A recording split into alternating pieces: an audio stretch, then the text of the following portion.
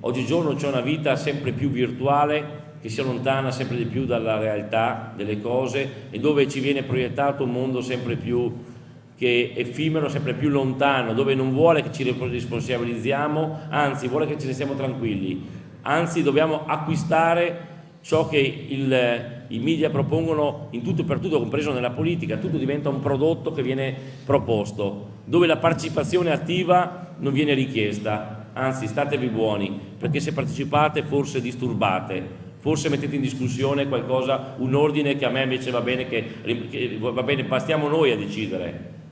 Ecco, io voglio dei giovani reattivi, voglio giovani che invece di fronte a una società che tende a lasciarli buoni e tranquilli, che li vuole magari volutamente, li vuole di bamboccioni, statemi lì a casa, non preoccupatevi, ci pensiamo noi. Io voglio dei giovani invece che abbiano senso critico, capacità di giudizio. Non significa essere contestatori avere senso critico, non significa essere contro tutto, contro tutti, significa sapere cogliere le cose per quello che sono e avere la capacità di non essere neanche degli ingenui e bersi tutto quello che il mondo ci presenta. Significa avere la capacità di assumere delle responsabilità, di dire anche dei no, di non seguire forzatamente le mode. Significa la capacità di capire che la vita è fatta e gli obiettivi della vita sono fatti di sacrificio, di impegno. Mi è piaciuta prima la considerazione che è stata fatta. La felicità è come quando si scala una montagna,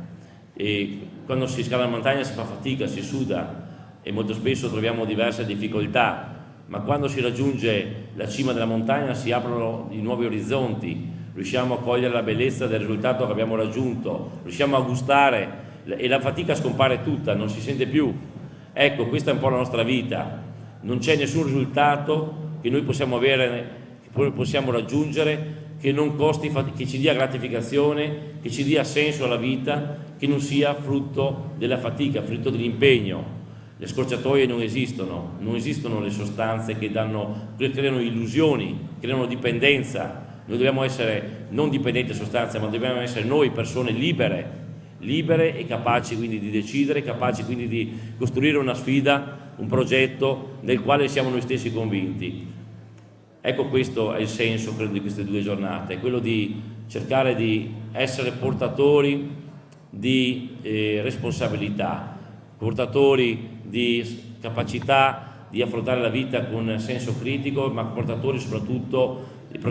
di essere persone giovani non comparse, non spettatori, non semplici consumatori, ma protagonisti. Io voglio un paese, un Veneto con dei giovani protagonisti, magari che non la pensino, non voglio giovani omologati, non voglio giovani che abbiano tutti lo stesso pensiero, non pretendo, anzi non vorrei nessuno che pensasse come me, però voglio potermi confrontare con ciascuno di loro e voglio che fra di voi possiate confrontarvi con convinzioni che siano frutto di una vostra capacità, di un vostro senso critico che ci porta ad essere persone e non semplicemente consumatori nel mondo in cui viviamo, compreso quello della politica. Vi porto la mia esperienza personale e poi vado vi porto